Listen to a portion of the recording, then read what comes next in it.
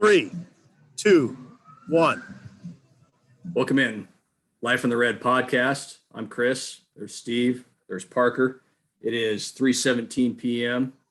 on Wednesday, September 8th, 2021, year of our Lord, here in Lincoln, Nebraska. We got Buffalo coming to town on Saturday.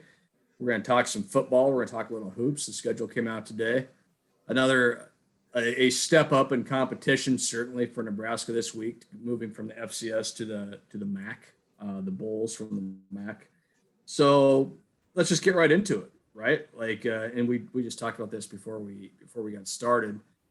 This game's interesting, and it's interesting for a lot of reasons that we'll get into. But this is something you said, Parker, is why is every game interesting right now for Nebraska football?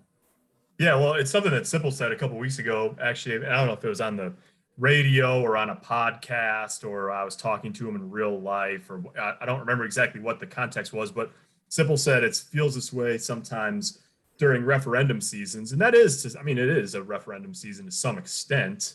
And the fact that Nebraska lost that first game to Illinois, it just heightens the pressure on each subsequent game to some degree. And part of it's about trying to get to 6 wins and being bowl eligible, but largely it's just about tangible signs of progress. And so, you learn a little bit about a game, from a game like Fordham, and then you want to learn a little bit more, maybe quite a bit more, in a game like this one against Buffalo, and then understand that it's going to get tougher from there. So I think it's really just about, it's interesting this week because you don't know. I mean, it's an interesting thing to say, but I think a lot of people feel this week is like, you don't quite know how to expect Nebraska to compare with Buffalo, right? Simple.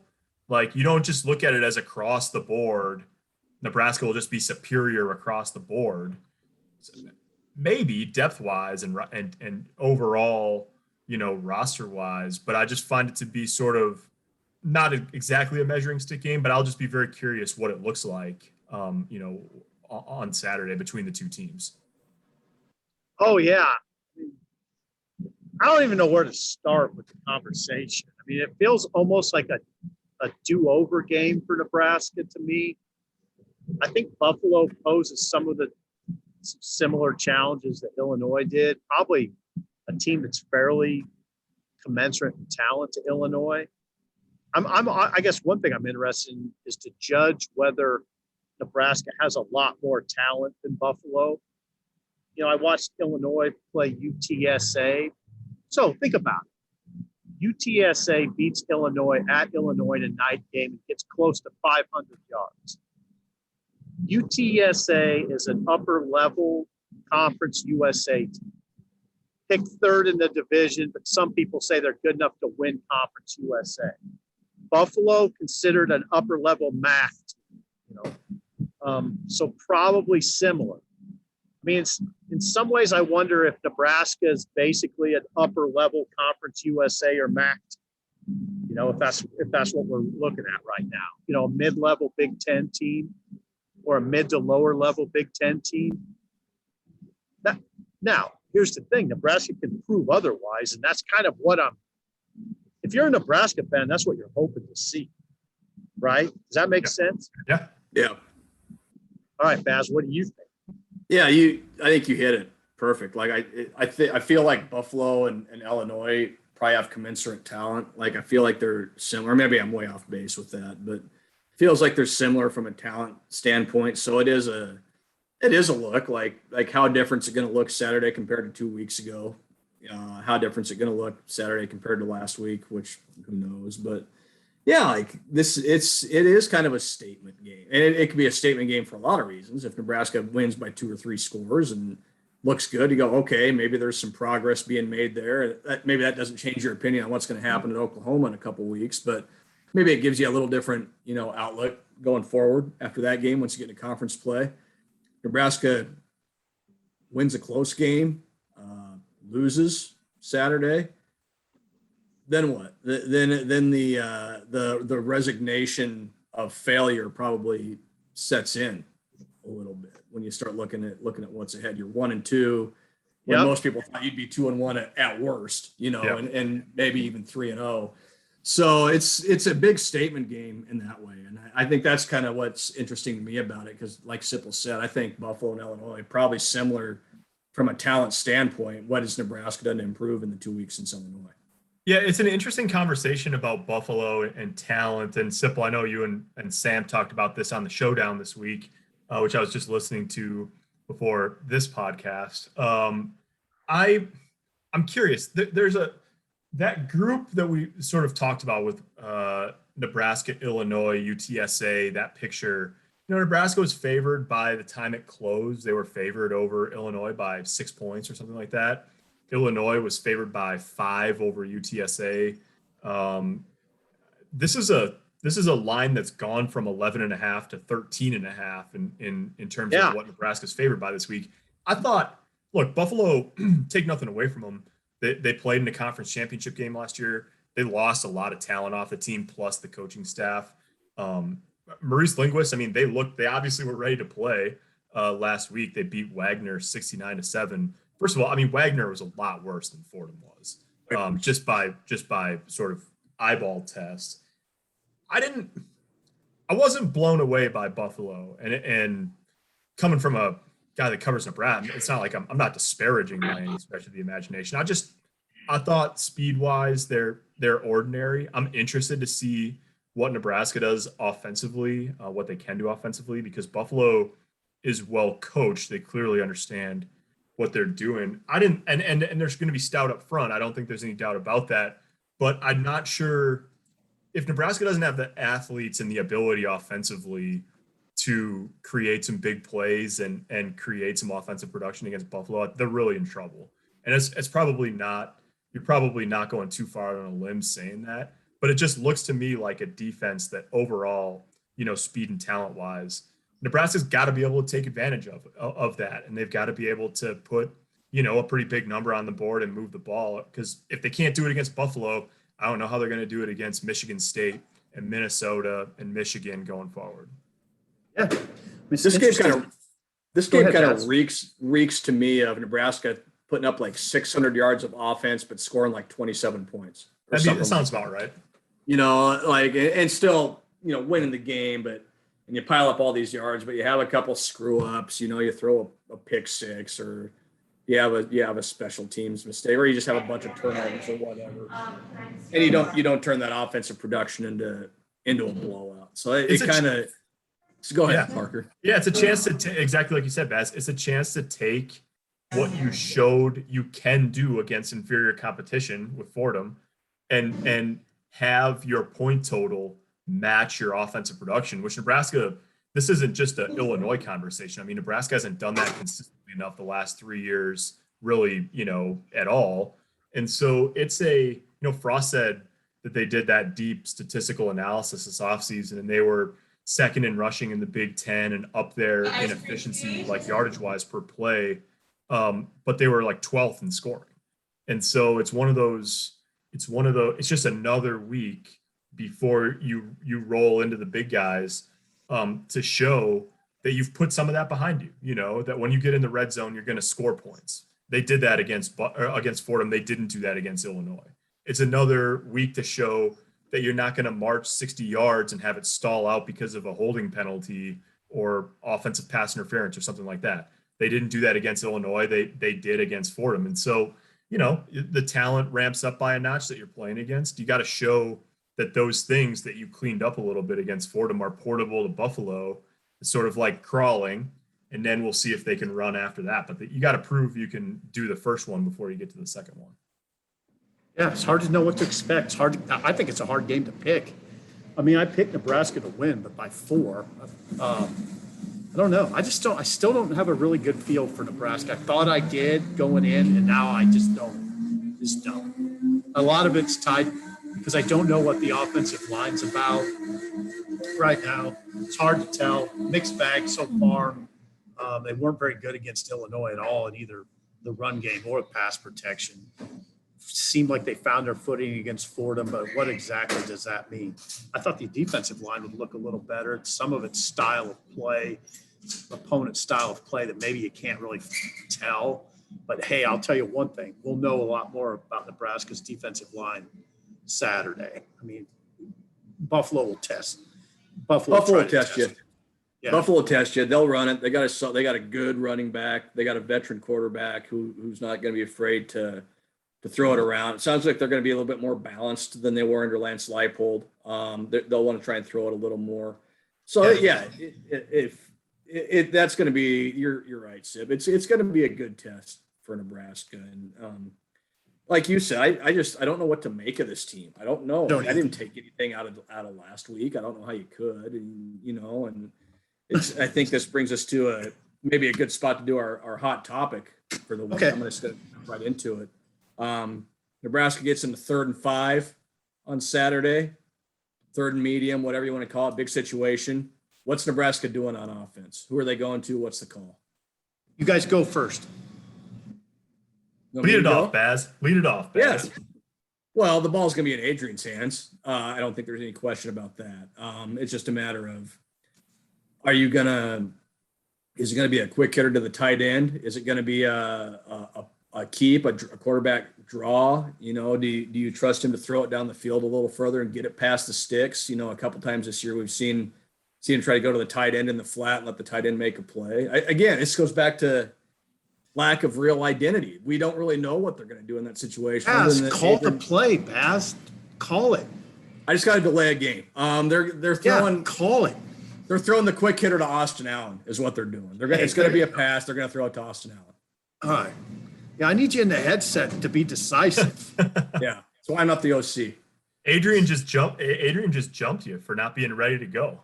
He on jumped the sideline. Yep. I think I went back and forth on this. There is part of me that thinks that they had a 4th and 5, they went for it outer red zone, and they got Samari Toure on a crosser. I think that'd be a possibility. You'd like to be able to think they can run it. And Simple, I think that one of the most interesting things we've seen over the first 2 games is a little bit of the triple option look. They've dressed it up. They've done some different things. But the bottom line is they're basically, at times through the first 2 games, they've basically run veer out of the pistol, with the option to give it on what is essentially inside zone, and then getting Martinez and mostly Samari Toure on the edge. And I don't know. I mean, you'd like to be able to line up and run inside zone and say we can get 5 yards doing this, but at this 3rd point, and 5, I sort of think, we think should that be impossible that you're running, that you can get 5? when's the last time they did that, though? I don't know. Not probably since I've 1999, probably. I think that at this point that option look probably gives you as good of a chance of getting 5 yards as anything, because if you're light in the box, you can hand it off. And then after that, you're talking about Adrian Martinez, who's clearly your best playmaker on offense. And another guy trying to get to the edge and making something happen in space. Okay, well, I'm just going with I hate to do this, but when you asked the question, my thought flashed exactly to what Baz said. I'm trying to hit the big tight end in the flat. That's what I always think when they're in that situation, 3rd and 4, 3rd and 5, get it to Austin Allen. Just have him get a defender on his hip, cut one way and get it to him. It doesn't have to be that hard. That's it. That's the answer. Shouldn't be that hard. It shouldn't be. And that's what makes it interesting, because like you said, Sip, they've been able to just line it up on whatever in 5 and say, well, yeah, we're going to get 5 yards. And it doesn't matter No, they if it's never Buffalo do or Fordham or whoever. And we're sitting here talking about, they'll probably throw it to the tight end. They may try and get out on the edge and let somebody make a play. Like, they just can't line up and beat somebody. So, yeah, that's what makes that question so interesting, I think, is that go ahead. Sorry, Paz, I jumped you. No, go ahead. They started to get Austin Allen involved this week, too. I mean, against Fordham, 4 catches for 61, 45 of which came after contact. He's got the ability to drag a guy. And he can do a bunch of different things. Like you say, you can get him in the flat. You'd like him, if you can find a soft spot in the zone, just turn. He did that, once or twice. Turn around and get the ball to him. So, yeah. Allen and Toure, I mean, that's kind of your Adrian clearly trusts Amari Toure on third downs and in gotta have it situations. So I don't think you can discount that at all. And if you can protect and let Samari Toure work in the middle of the field, that gives you an option. But it does feel like at this point, you've got to have a situation where you're either getting the ball out of Adrian's hands really fast, or you're sort of designing that you're going to get him out on the perimeter and let him make a play, because they're not winning consistently enough in the middle of the field quickly enough to be able to say, we're going to line it up and run it at him. Or, they ran a staple concept against Illinois, crossers, and then the mid guy turns around and looks for the ball on the first third down of the game and flushed out and threw it away because they covered it up initially and there was pressure. So the reason I didn't, I mean, I don't think they're going to, the reason I don't think they're going to run it is they're going empty on 3rd and 2. I don't, so on 3rd and 5, I don't see them lining up and saying, okay, we're going to run our big running back at you, because I haven't seen that in years. Yeah, no, I totally, I agree with you. I think you'd like to be able to do that. Yeah. Oh yeah. They haven't, you guys can correct me if I'm wrong, but I'm pretty confident that in 166 snaps offensively or whatever they've had this year, I'm not sure they've run that quarterback draw one time so far. Good point. The straight up, I mean, they ran that all the time on 3rd down the past 2 years, and I don't think they've run one yet. Now, why? They'll break that one back out as soon as it becomes a tendency breaker or whatever. But yeah, I don't think they've run that designed Martinez draw one time. No, because we've called for it a couple of times. Here it comes the QB draw. Empty on 3rd and 2. That's like what the defense is probably like, okay, that guy. But it hasn't been so far. Well, it goes back to what Brett Bielema said, right? Like, the only guy we're worried about beating us is number 2. So when you go empty, of course they're looking at number 2 and him taking off. So yeah, that's probably a big part of that. All right. Any other football talk we need to get to about the Bulls here? We need to do some predictions. Yeah. Predictions. Yeah. I'll go first. Nebraska wins. I think it's 31-17, but it's not a pretty 31-17. Like, I think they score a late touchdown. I think they pile up a ton of yards, but I just don't think they get the production out of it. I think it's that classic Nebraska game where it's 600-plus yards, but they just don't have the production. I think Buffalo hangs around in the 4th quarter, and Nebraska wins by 2 scores, but it's 2 scores late. I sort of, there's part of me that wonders if they have an offensive breakout in them. I mean, this would be the week for it because it's going to get tougher from here. But it's really hard to say that, like, to put that on paper at this point, to trust that, yeah, they're going to go out there and click on all cylinders and score a bunch of points. So I don't know. I think they win. And I think Buffalo covers. So why don't I say 31-24? Oh, wow. One score. Oh, wow. 31. I say 31-27. There you go. So we're pretty close. We're like 31. I'm not that confident Nebraska scoring 31. That's my only thing. So yeah, I don't know. I think it's going to be a tense game. That's what I think. Yeah.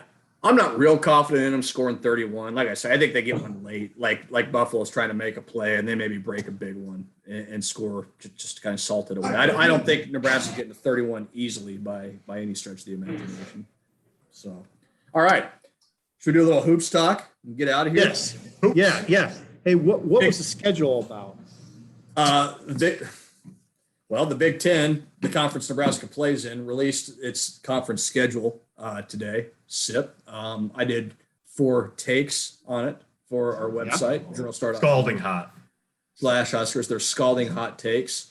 It's pretty loaded. I mean, look, it's Big Ten. They're all tough. So, it's not like you say, well, this part's easy, this part isn't, whatever. But front end of it's pretty challenging. They go to Indiana, play Michigan at home in those first 2, those early Big Ten games, first week of December.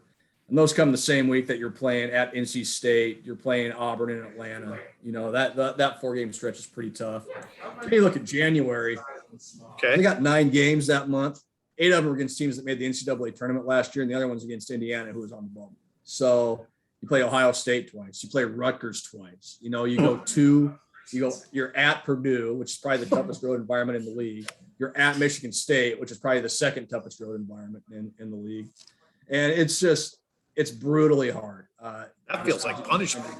It's punishment. Yeah. And then you look at it and you go, well, wait a minute. Now, they also have a chance to make a statement, because you go January 17th through February 18th, a 1 month stretch, play 6 or 9 games at home too. And if you're serious about taking a step forward, if you're serious about moving out of the basement in the league, take care of business at home. You know, go win 5 of those games at home, win all 6 or whatever it ends up being. So, and then you look at the non-conference, and they might get to 7 wins before Christmas, which, look at the last 2 years, they've won 7 games all year. So you look at it, and then I think at first blush you go, whoa, that's tough. But that's every year in the Big Ten. Like, it's just hard in the Big Ten. It's a grind. But there's also some opportunities there, I think, for Nebraska to get off to a good start. You get Creighton at home, replacing its whole lineup. You get a bad at K-State team at home. You get your cream puffs in there as well. So there's a chance for Nebraska to build momentum and to have some positive stuff when it into late December and June.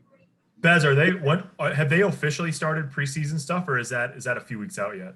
It's still a couple weeks out yet. You can start, I believe it's 40. I want to say it's 41 days before your first game. So they're getting close. I mean, it's not their first exhibition's October 27th, I believe it is.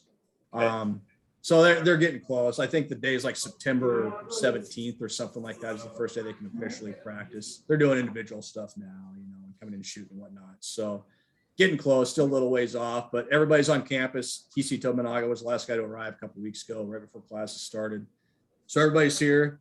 Looks like everybody's healthy for the most part. Lat Mayen, there's maybe some concerns with his back. There's been some video out of him dunking over guys in practice and doing some things. So, yeah, I think they feel pretty good about where they're at right now, not just about staying healthy and getting ready for the next several months to come.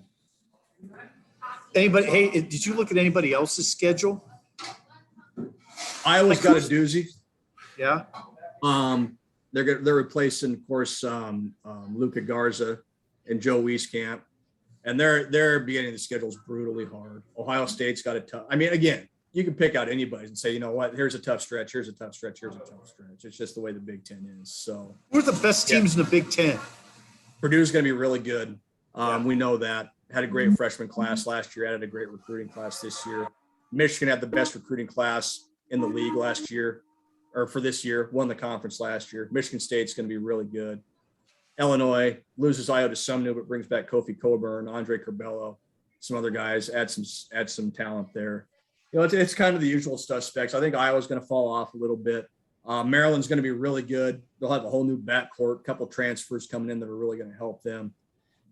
It's going to be, by and large, kind of the same cast of characters. Rutgers brings a lot of guys back too, and is going to have a chance. So you could sit there. It's kind of like last year. You can go down the list and find reasons for every team that are positive. But at the end of the day, we know Purdue's going to be really good. We know Michigan State's going to be really good. We know Michigan's going to be really good. Those are probably, and Ohio State too. I need to throw them in there. That's probably a preseason top 15 team in the country as well. So you're probably looking at 4 preseason top 10, top 15 teams in the country out of the league. Sounds pretty good. Sounds pretty good. Yeah, October. I'm gonna have to look. Go ahead. Go ahead. October. Let me look up the date here. This is good podcasting. Yeah, look it up.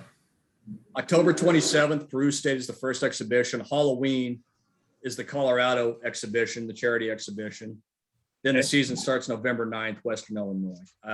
Those 2 Big Ten games are December 4th. They open at Indiana. December 7th, they're home against Michigan. So you go December 1st, NC State, December 4th, Indiana, December 7th, Michigan, December 11th, Auburn. And Auburn's going to be top 10 in the country when that game happens. So it's going to be interesting for sure. Nebraska's got a well schedule both in the conference and out of the conference.